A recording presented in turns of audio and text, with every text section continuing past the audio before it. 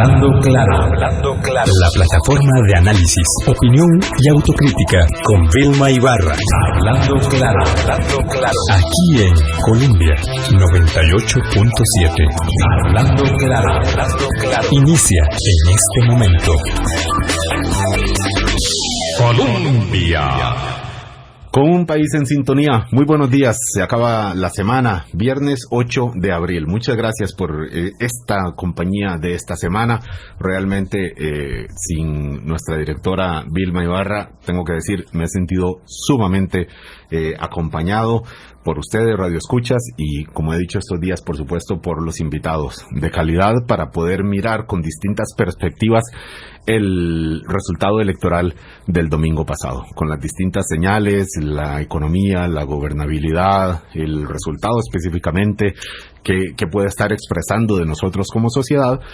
Y bueno, resulta que más allá de lo electoral, por supuesto que la vida sigue, los problemas están ahí, los retos también, las oportunidades que hemos tenido también están ahí, y también las reflexiones necesarias. El 11 de abril, próximo lunes, día de la batalla de Rivas, por supuesto simbolizada en la figura de Juan Santamaría, nos obliga también a hacer esta reflexión. Tengo que admitir que, habiendo escuchado a don Vladimir de la Cruz unos días atrás lamentando la poca atención que le dimos los medios de comunicación a la batalla de Santa Rosa el 20 de marzo, dije, no me lo perdono, recojo el guante de este llamado de atención que hace don Vladimir de la Cruz para el 11 de abril. Vamos a hablar de eso, considerando que además el próximo lunes, que es la fecha del 11 de abril, entra en la Semana Santa, y en el modo que estaremos muchos y estarán muchos, será ya el de la reflexión más de tipo religioso por la Semana Santa, por supuesto, o más de tipo descanso después de semanas de estar hablando de política. Muchas personas dirán, bueno, ya vamos a Semana Santa, o trabajarán también, pero lo que quiero decir es, no quería dejar pasar la oportunidad de hablar del 11 de abril, de lo que significa esta fecha traída a valor presente, porque la historia es eso, no es solamente hablar de lo que pasó, sino cómo podemos interpretarlo, qué le podemos rescatar para entendernos en este momento, porque bueno, esa es la historia. El pasado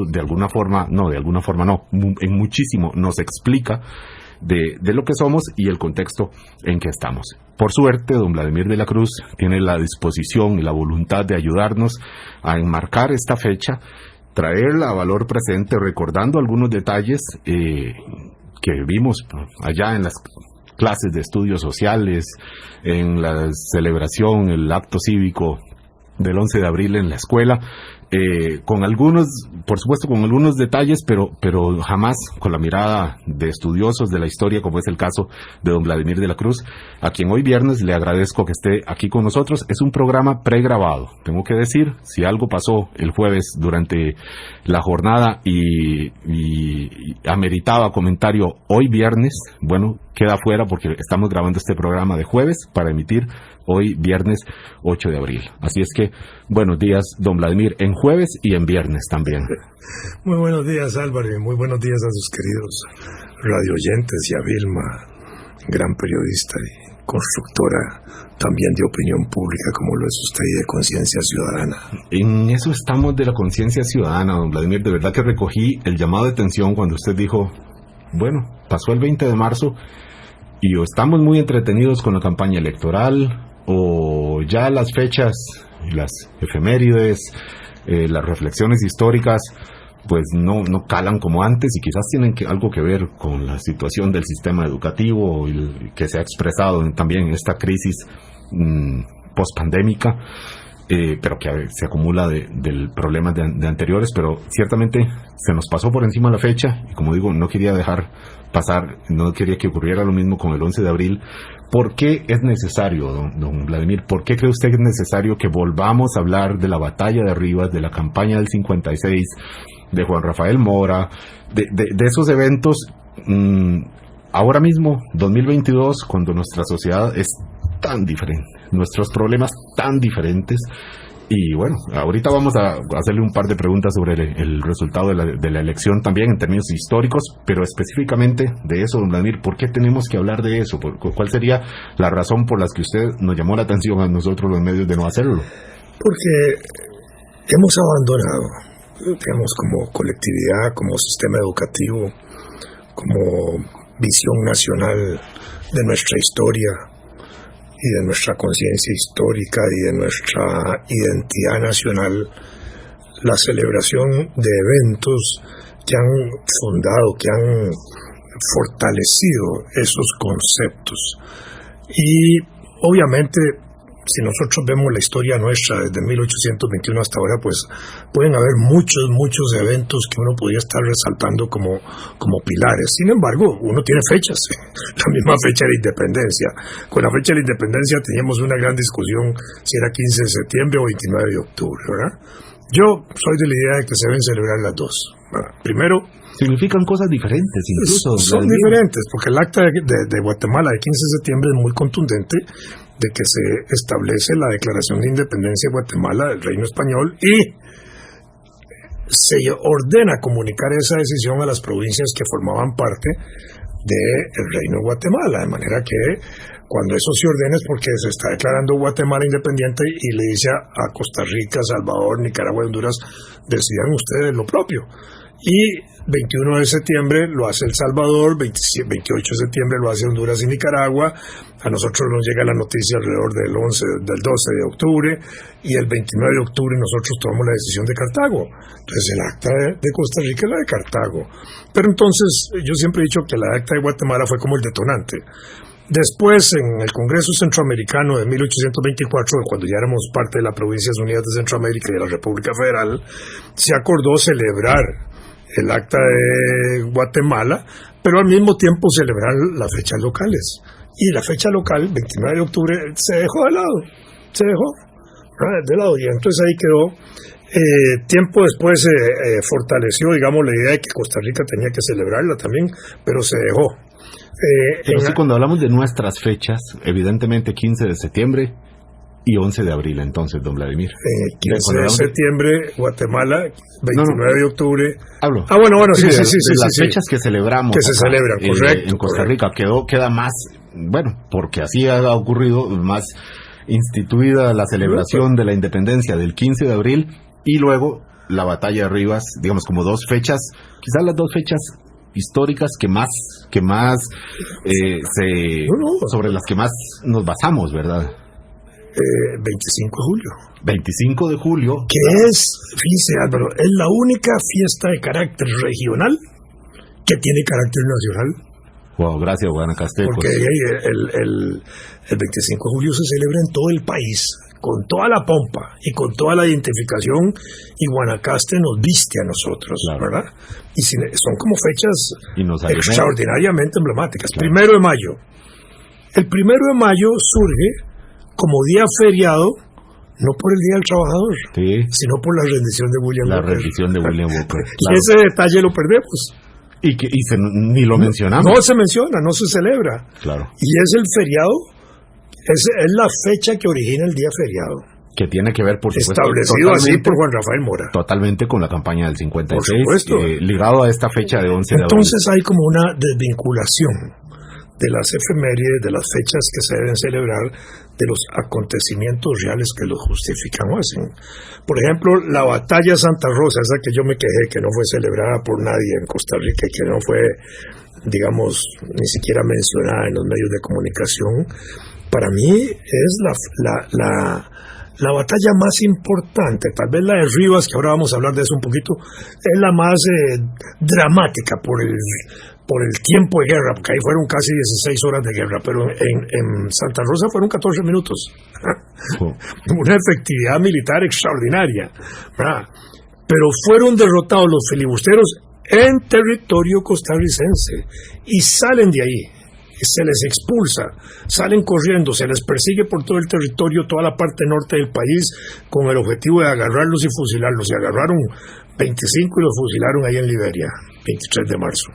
Sí. Entonces, esa parte fue la parte extraordinaria porque era sacar a los filibusteros que ya se habían metido en Costa Rica, ¿verdad? Desde el 19 de marzo ya estaban ahí metidos en Santa Rosa, y habían llegado a esa zona el 17. Entonces, la gran diferencia con la batalla Rivas, que claro, Rivas Nicaragua, afuera de Costa Rica, que en ese momento William Walker estaba en Granada, así es la historia. No, se había trasladado de León a Granada. Bueno. El 10 ya está el 10 de abril ya está en Granada. En Granada. Se había trasladado y estaba prácticamente tomando Rivas, literalmente, ¿verdad? Cuando ya la tropa nuestra está avanzando. Entonces la diferencia... El otro evento, perdón, sí, es la batalla Sardinal, 10 de abril. La víspera. 10 de abril. Y esa es una batalla que queda igual olvidada cuando es tan importante, porque con esa también se asegura el territorio nacional y parte del río.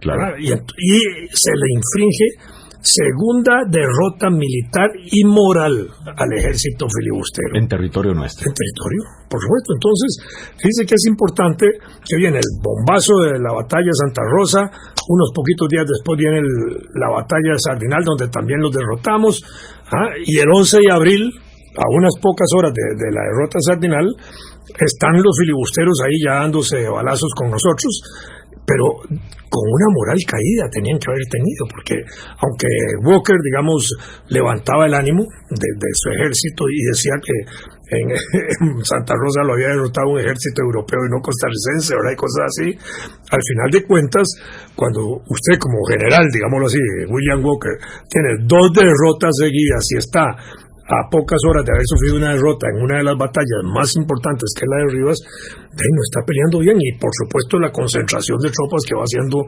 el ejército de Costa Rica. Pero no porque no tuviera recursos en ese momento y no tuviera, estuviera fuerte y sus tropas en una aparente ventaja. Era un asunto más de moral caída que de disposición de recursos en ese momento. Las dos cosas. También ya estaba débil en lo material. El ejército de Walker tenía suficiente armamento y equipo militar para combatir, y en algunos aspectos quizás mejor que nosotros, pero de la moral ya la tenía caída, por lo menos sus jefes, ¿verdad?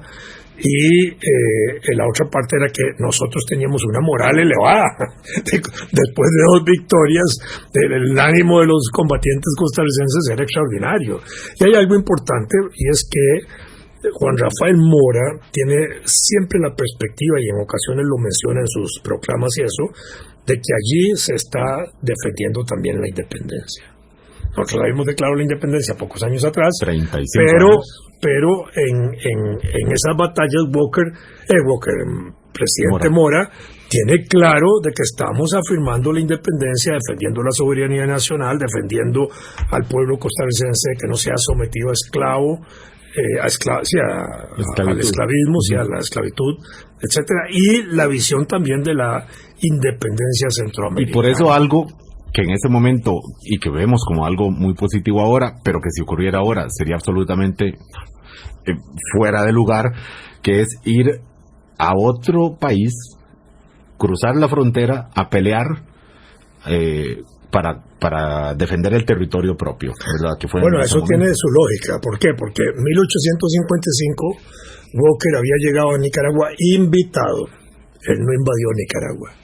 Él llegó invitado por una parte de nicaragüenses que estaban en un conflicto interno, terminó vinculándose a esos nicaragüenses, evolucionó allí, ahí hubo algunos eventos de oposición a Walker, incluso hay una batalla en Rivas también, donde ahí sucede un evento muy parecido al de Juan Santamaría, donde jugó un papel similar a Juan Mongalo, Emanuel Mongalo, con un intento de quema también de un mesón. Creo que salió triunfador que no era el mesón de Rivas, sino el mesón es casa, la casa de Rivas en la ciudad de Rivas, sino más bien ahí en la casa era de un señor Juárez, creo que era. Entonces el punto es que ya había habido una situación ahí de resistencia a Walker, pero Walker se impone y llega a imponerse no solo como comandante, sino como presidente, y establece la esclavitud en Nicaragua.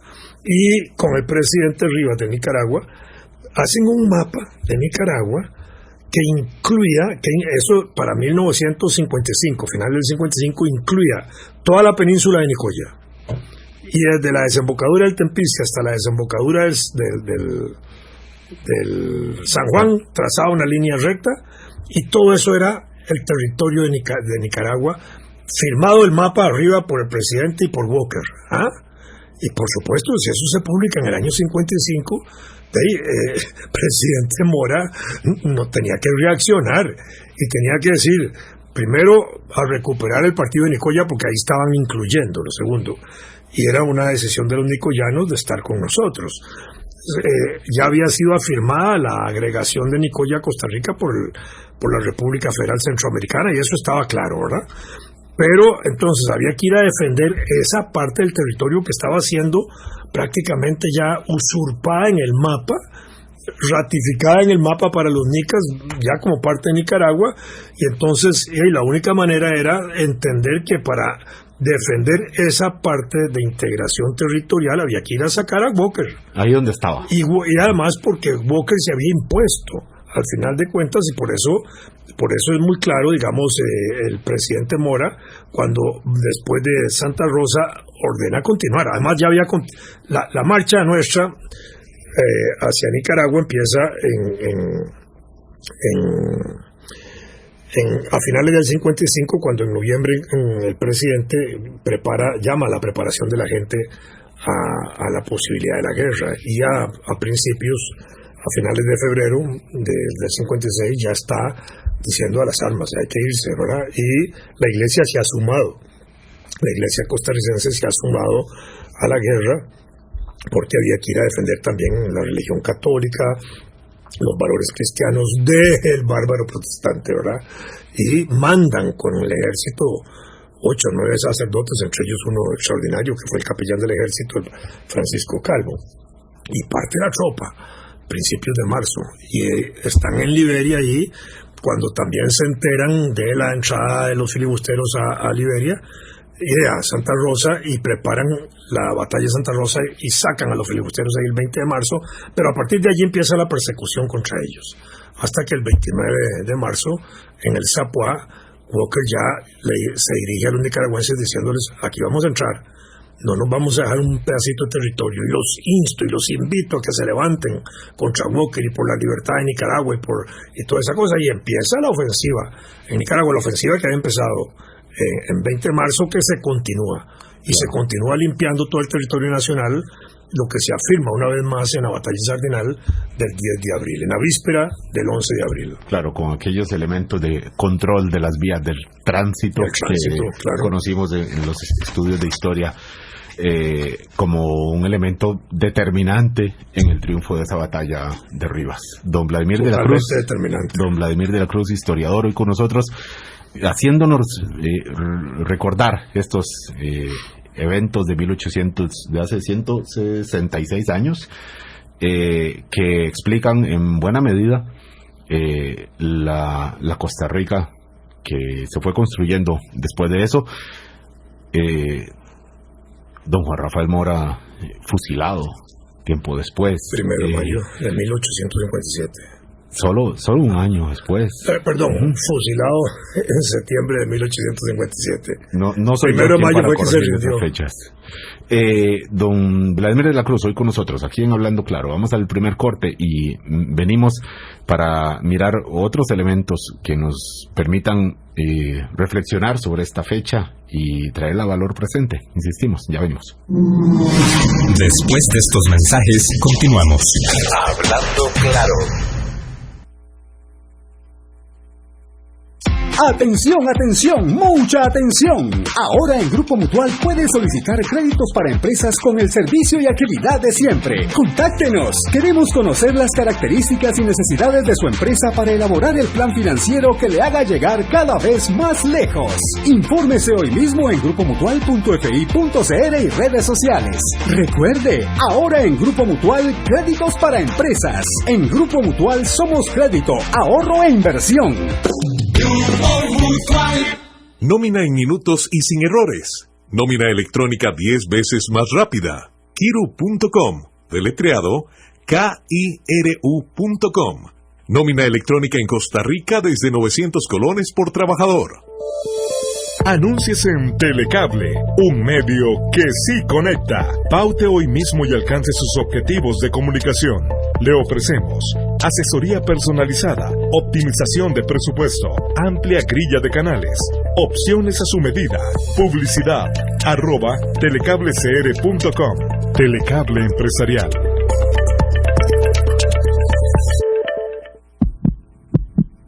Así es como late nuestro corazón por Costa Rica, y ese amor llega hasta nuestra niñez, porque en casi 2 décadas hemos formado a miles de niños y niñas en programas de educación vial y protección al ambiente, para garantizarnos un futuro más sano, seguro y de la mano con el medio ambiente. RITEVE, comprometidos con su vida y la del planeta. En BN Pymes sabemos lo que las micro y pequeñas empresas viven en estos momentos y estamos juntos por los negocios que buscan salir adelante, juntos por los negocios que nacen del esfuerzo y mejoran comunidades. Por eso te ofrecemos créditos, asesoría financiera, apoyo empresarial y diferentes productos y servicios para el desarrollo de tu empresa. Conócelos en www.bncr.fi.cr, porque estamos juntos por tu negocio. Banco Nacional. Juntos somos progreso. ¡Atención, atención! ¡Mucha atención! Ahora en Grupo Mutual puedes solicitar créditos para empresas con el servicio y agilidad de siempre. ¡Contáctenos! Queremos conocer las características y necesidades de su empresa para elaborar el plan financiero que le haga llegar cada vez más lejos. Infórmese hoy mismo en grupomutual.fi.cr y redes sociales. Recuerde, ahora en Grupo Mutual, créditos para empresas. En Grupo Mutual somos crédito, ahorro e inversión.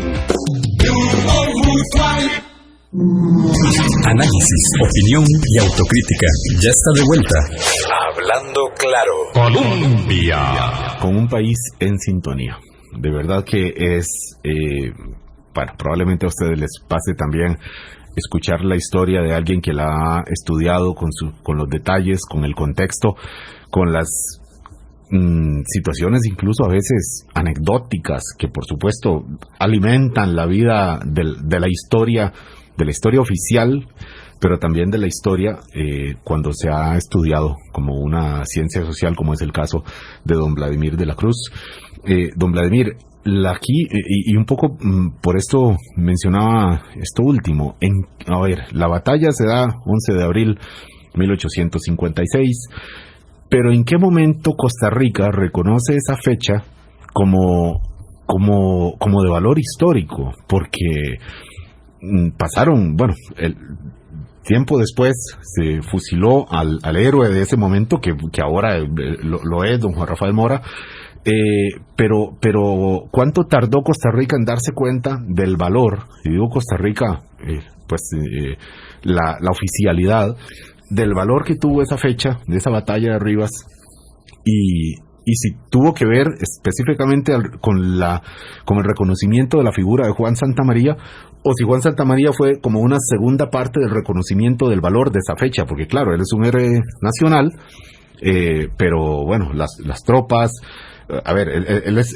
un símbolo de ese movimiento armado de la batalla de Rivas, don Vladimir. Vamos a ver, ya la tropa costarricense en suelo nicaragüense, ¿verdad? Después digamos, desde principios de abril, digámoslo así, en suelo nicaragüense y todavía con las batallas al final del 10 de abril que acabamos de mencionar, nuestra tropa avanza y avanza hacia Ciudad de Rivas para ir acercándose donde teóricamente estaba también establecido Walker, que era Granada, y a veces en León, pero en Granada, cerca de Rivas, y entonces había que llegar ahí como para ponerle el límite, aquí usted no va a pasar de aquí, ¿verdad? Pero al mismo tiempo Walker se había movido hacia Rivas, a sabiendas de que la tropa costarricense estaba penetrando y a él también le interesaba detener el avance, ¿verdad? Y él conocía esa región también. Entonces, ya estando ahí la situación, el 10 de abril nosotros estamos derrotando a los filibusteros en una nueva batalla, la Sardinal, que también es un episodio, digamos, de la guerra poco trascendido y poco celebrado en Costa Rica. Ahora sí se celebra incluso porque la Academia Morista Costarricense lo celebra y la municipalidad y Zarapiquí, toda esa parte hace una gran celebración y hay un sitio histórico muy bien reconocido. Un saludo a don Armando Vargas como uno de los impulsores de esta Academia Morista, embajador en Australia en este momento. Sí. Y ahí se hacen ahora celebraciones muy importantes y hay un sitio histórico que tiene características turísticas que vale la pena verlo, porque ahora es una cosa totalmente novedosa y la municipalidad está totalmente comprometida en eso. Entonces de ahí se viene, de ahí la tropa de Sardinal pasa a Rivas, en pleno combate llegan, cuando están combatiendo, llegan a reforzar los combates de Rivas y han llegado los llaneros de Guanacaste y ha llegado el batallón Santa Rosa y está también allá la compañía del general Cañas. Vladimir, ¿en qué se movían? Alguien me dijo cuando supo que iba a hablar de este tema con usted, me dijo, pregúntele a don Vladimir en qué se movían las tropas en ese momento. A pie, a caballo y en mulas. Sí, claro.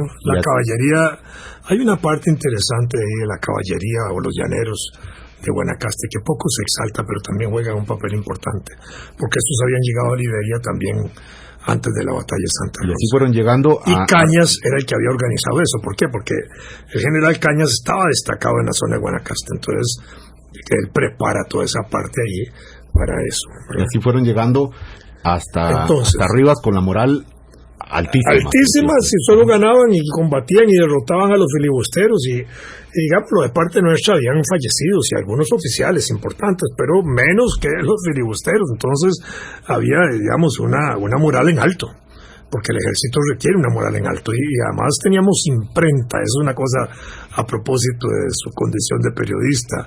El ejército llevó imprenta a la guerra y emitía el boletín del ejército y emitía boletines que se editaban en inglés, francés, alemán y español, porque los filibusteros eran de distintas nacionalidades. Por supuesto que la prensa en este periodo de guerra cumple diversos objetivos. Uno le va a levantar la moral nuestra, ¿verdad? Debilitar la moral del enemigo, amenazarlos, asustarlos, advertirles que si los agarran los van a fusilar. Tiene un papel también de desinformación. Uno puede transmitir noticias falsas al enemigo. Por, ¿no es así? Por si creemos que ese es un término de la que no es de ayer. Claro. También ahora en campañas electorales se produce igual en un escenario de guerra una noticia desinformativa haciendo ver que un candidato va mejor que el otro. Y juega igual que con las encuestas, una para arriba y otra para abajo y pelean las encuestas, ¿verdad? Exactamente igual. Bueno, ahí juega ese papel. Quizás una vieja tradición de América. En la época de la independencia, Bolívar usó la imprenta mucho y Bolívar consideraba que la imprenta era tan importante como los pertrechos, las balas, ¿verdad? Y además sostenía que la guerra también era una guerra de ideas, porque había que justificar la acción de unos y la acción de los otros. Entonces era un problema también ideológico de concebir eso. Entonces ahí había una cosa importante en eso. Ya bueno, pero ya estamos en Rivas. Walker está ahí en la ciudad el 10 prácticamente. Nosotros también estamos entrando a Rivas. Walker se ubica en el mesón de Guerra. Guerra era una familia de apellido Guerra, se llama Mesón por el francés, casa de Guerra. Era una casa gigantesca, como si casi una manzana, que tenía 4 salidas, que era un sitio estratégico muy importante. Un patio central para caballería interna, puedo imaginar eso. Exactamente, y con 4 salidas, lo cual le daba un valor estratégico muy importante para estar ahí. Sin embargo, cuando empieza la batalla en Rivas, esa es una batalla que dura casi 16 horas, empieza en la madrugada y termina en la noche.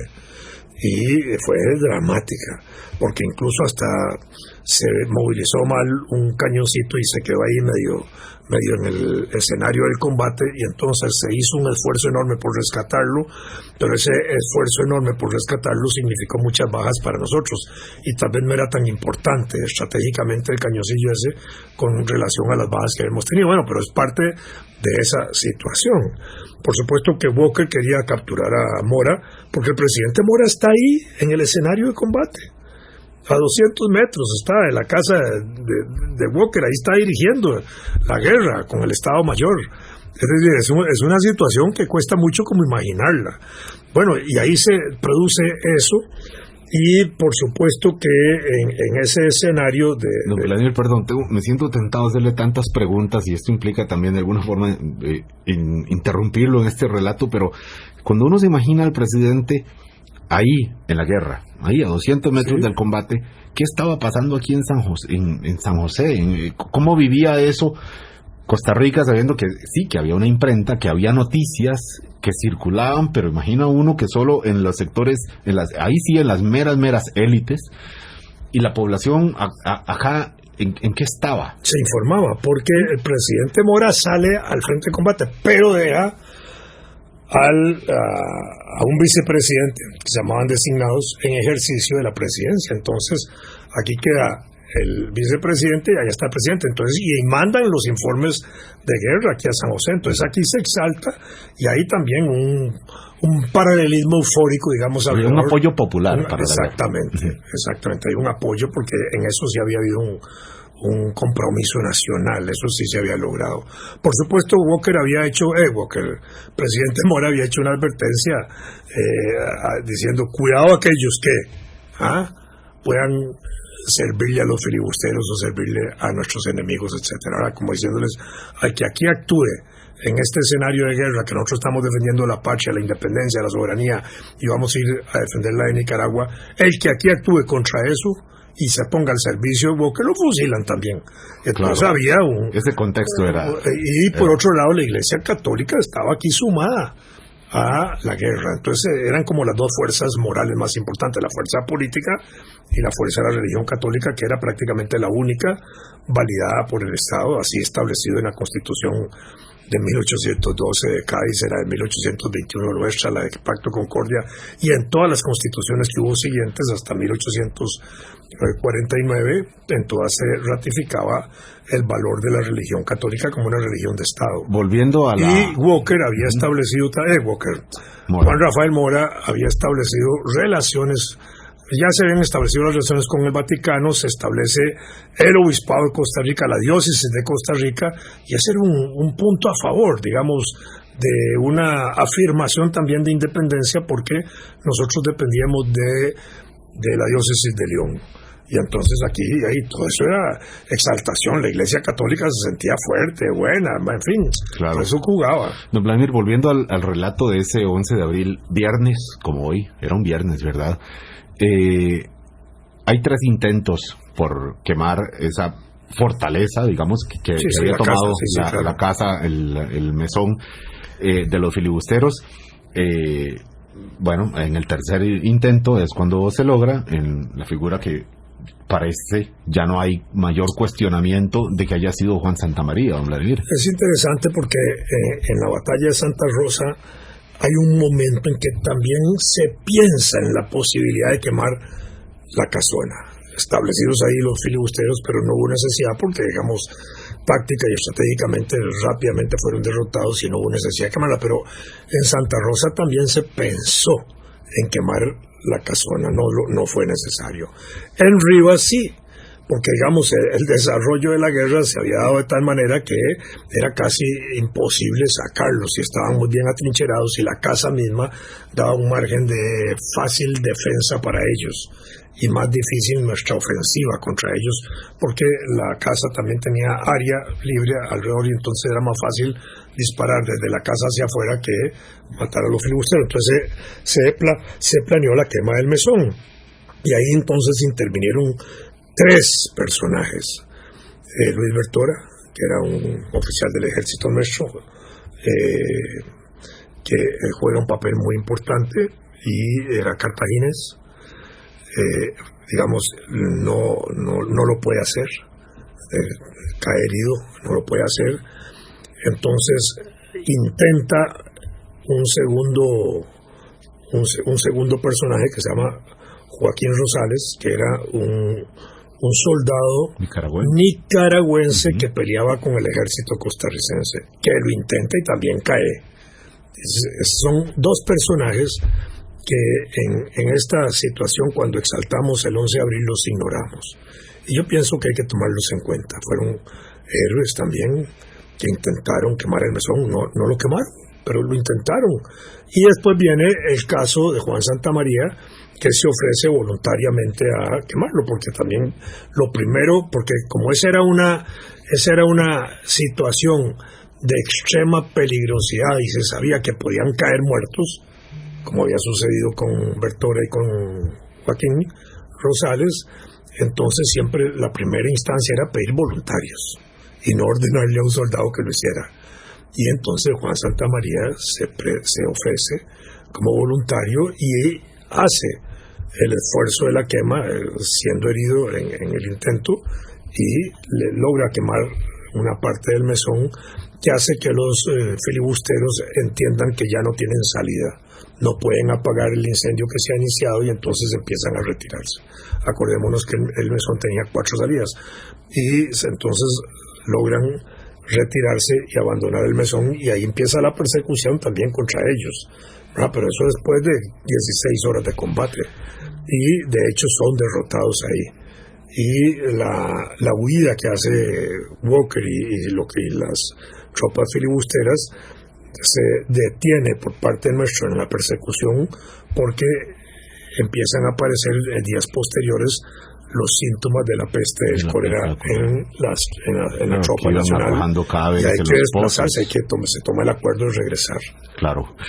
Este relato tardó tiempo en conocerse en la oficialidad de Costa Rica. Vuelvo ahora a plantear la pregunta, porque ciertamente había que hacer la reconstrucción con este relato, esta memoria prodigiosa que tiene don Vladimir, y a eso vamos al venir de este corte. ¿En qué momento nos dimos cuenta del valor de la fecha del 11 de abril y en qué momento se empezó a reconocer a Juan Santamaría como un símbolo, como un héroe más, pero el héroe más conocido y de formación de la identidad nacional de esos acontecimientos de 1856, hasta el punto de que ahora, 166 años después, lo estamos mirando y releyendo y repensando. Ya venimos después de este corte con don Vladimir de la Cruz. Ya vuelve Hablando Claro. Nómina sin cálculos manuales. Nómina electrónica en 5 minutos. Kiru.com, deletreado KIRU.com. Nómina electrónica en Costa Rica desde 900 colones por trabajador. ¿Adquirir un celular de dudosa procedencia? ¡Me vendieron un ladrillo! No es Smart. Sutel ha desarrollado la plataforma de validación de celulares PVC, un sistema que detecta e impide la conexión de celulares irregulares a las redes móviles del país. Adquiera celulares únicamente en tiendas reconocidas para garantizar un servicio óptimo. Superintendencia de Telecomunicaciones. Infórmese en www.sutel.go.cr.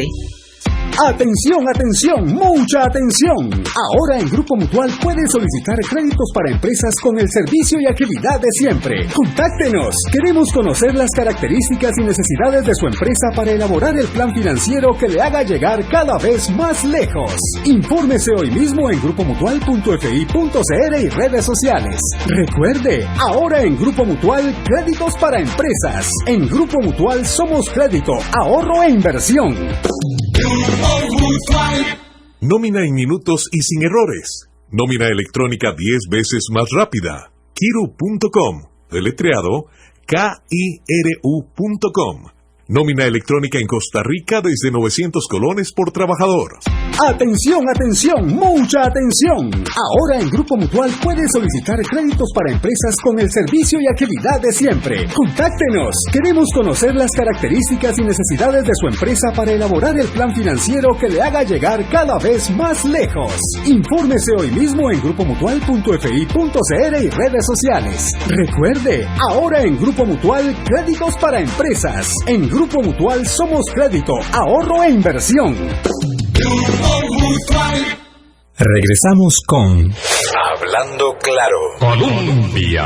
Con un país en sintonía. Viernes 8 de abril, con la esperanza de que esto que comentemos hoy lo mastiquemos el fin de semana también, sobre la importancia de la fecha de 11 de abril, en este año que cae lunes, dentro de la Semana Santa, con las apuntes y los recuerdos y las interpretaciones, porque para eso la historia también que hace don Vladimir de la Cruz aquí hoy con nosotros. Don Vladimir, dijimos tercer intento, la tercera la vencida. Juan Santamaría quema el mesón de guerra, empieza la huida de los filibusteros, pero ¿en qué momento vuelvo con la pregunta que me parece que es indispensable.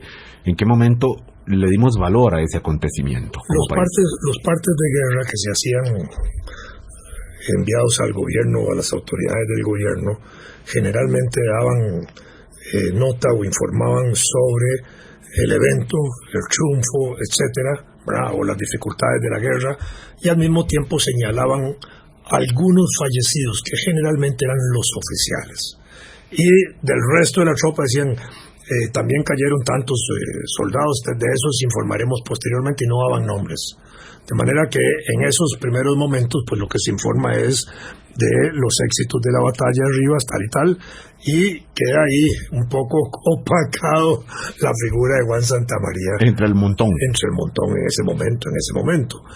Después de Rivas, la persecución que se inicia contra Walker es detenida porque empieza a aparecer la peste del cólera, nos obliga a retroceder.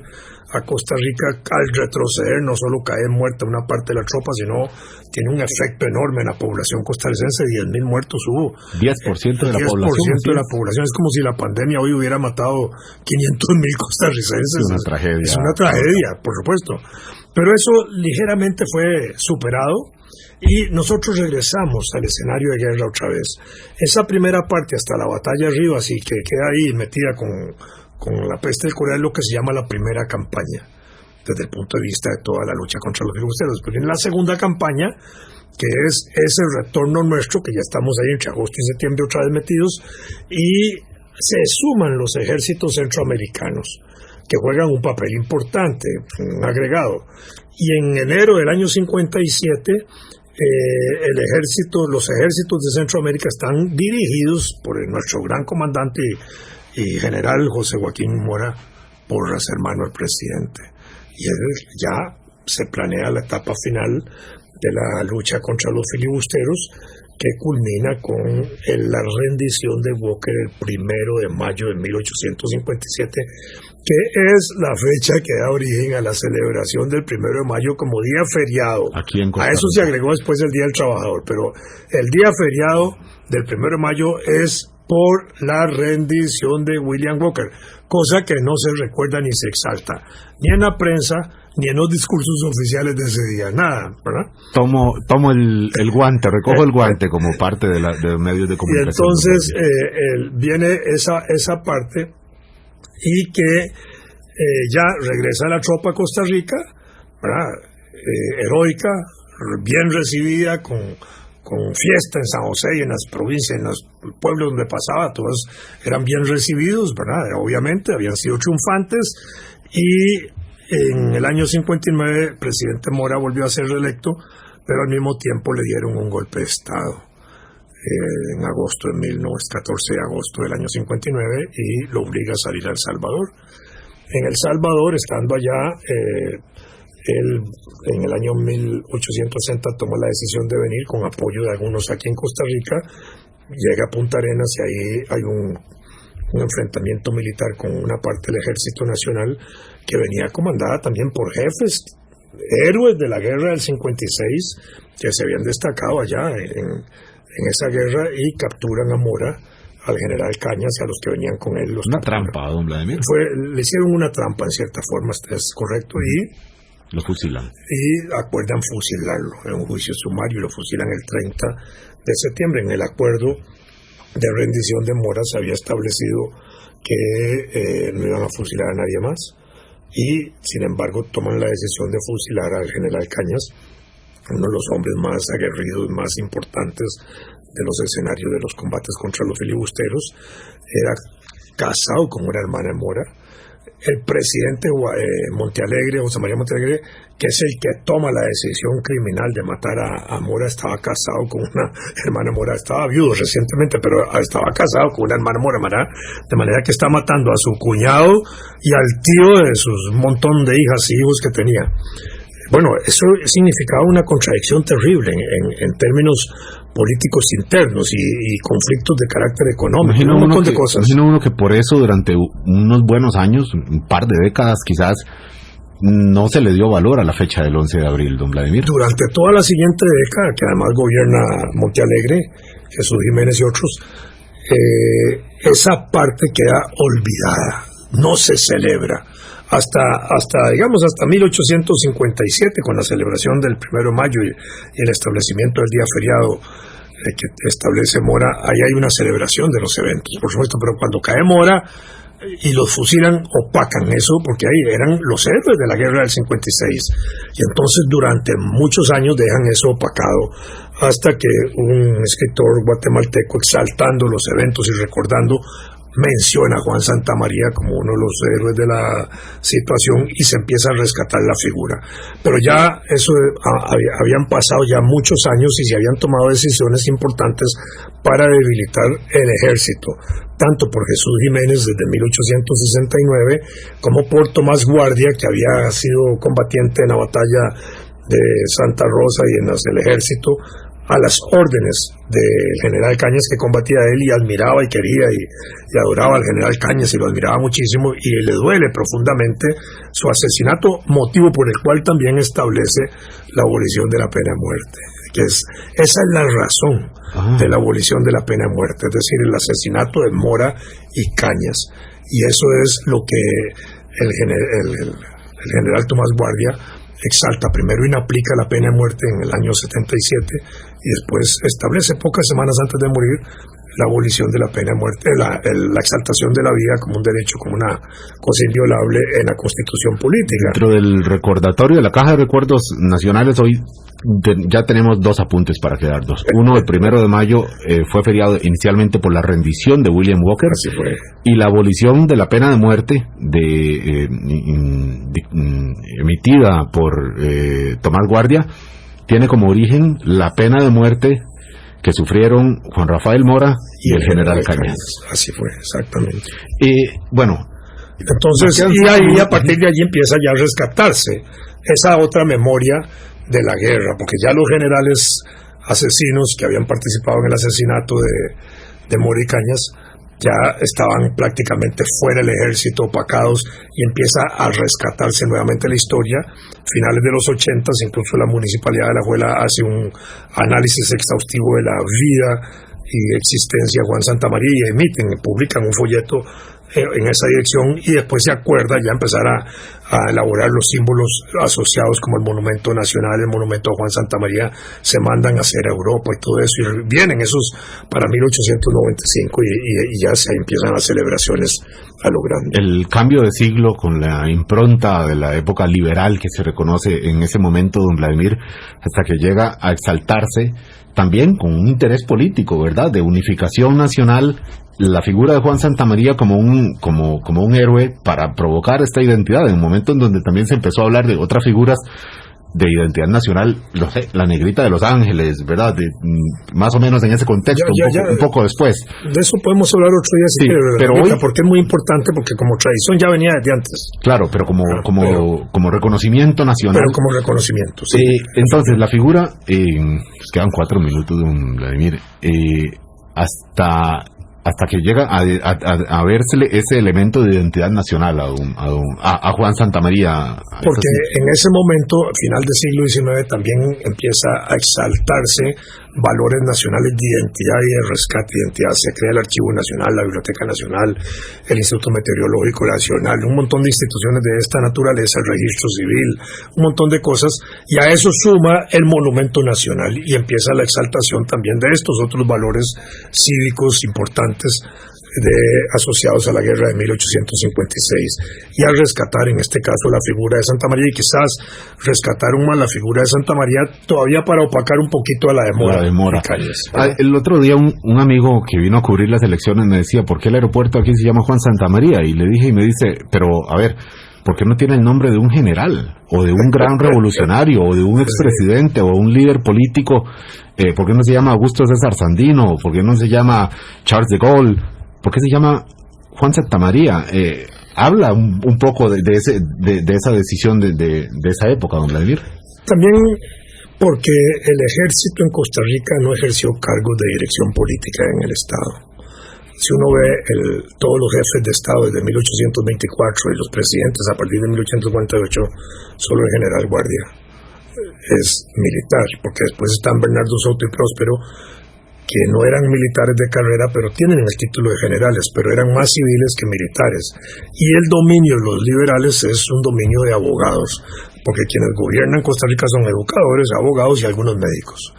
Y eso tiene su peso en la vida nacional. Entonces, ¿por qué ponerle el nombre de un militarote a un aeropuerto, una cosa así? No, es a la figura, digamos, que estuvo asociada a los eventos militares más importantes que afirmaron la independencia y la soberanía y la expulsión de los filibusteros norteamericanos en aquel momento, como fue Juan Santamaría. Y se le puso Juan Santamaría porque el asiento del aeropuerto está en Alajuela. Claro. Yo como alajuelense tengo que decir que siempre digo Aeropuerto Juan Santamaría en Alajuela. Sí, claro. En Alajuela, don Vladimir.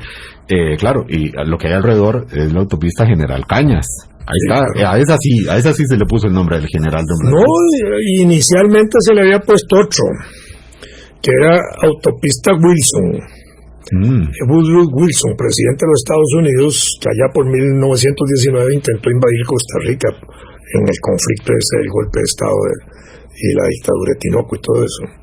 Pero como intentó invadir Costa Rica, se cumplía el centenario en el gobierno de Chick Orlich del centenario del nacimiento de Wilson, y entonces esa pista que estaba empezando a construirse, primero le dieron el nombre de Autopista Wilson, pero en eso la Comisión Nacional de Nomenclatura y de Conmemoraciones Históricas, donde jugaba un papel importante don Rafael Obregón Loría, gran historiador nacional, el gran historiador de la guerra del 56, se opuso a eso, y los estudiantes, entre ellos yo estaba, hicimos campaña para que no se llamara así, y al final no se llamó, dichosamente, después la rebautizaron con el nombre de Juan Santamaría. Se nos acaba el tiempo, don Vladimir, y quedémonos con esto. Cuando transitamos en la General Cañas y vamos rumbo al aeropuerto Juan Santamaría, o pasamos frente al aeropuerto Juan Santamaría, pues quedémonos con estos apuntes que hace don Vladimir, que esto es más allá de los nombres de espacios. Nada más un detallito, sí, tenemos algunos segundos. Las figuras de Juan Santamaría siempre han cuestionado eso, la figura, el monumento que se asocia a... Primero es un francés, el modelo está bien, pero es un francés humilde. La figura del aeropuerto es una figura también humilde, y la figura clásica de ese gran pintor costarricense que está en el Museo Juan Santamaría, que es una figura distinta, pero lo que hay ahí es un símbolo de la quema del mesón, y entonces no es que haya una figura física de Juan Santamaría porque no la tenemos visual. Tanto que querer reconstruir y traer a momento ahora, 166 años después.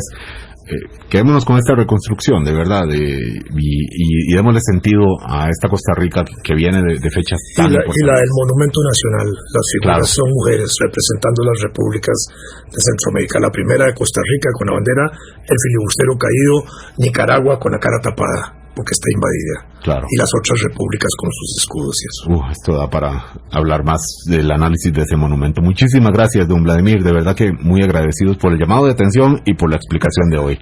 Con mucho gusto, estamos siempre a la orden. Gracias. Tengan muy buen fin de semana. Volvemos a saludarnos lunes 8 de la mañana. Hablando claro. La plataforma de análisis, opinión y autocrítica con Vilma Ibarra. Hablando claro.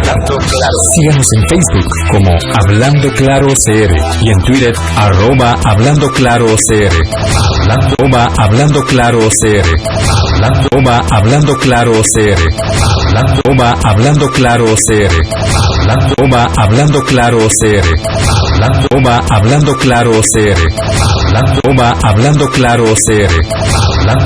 Hablando Claro CR. Hablando Claro CR.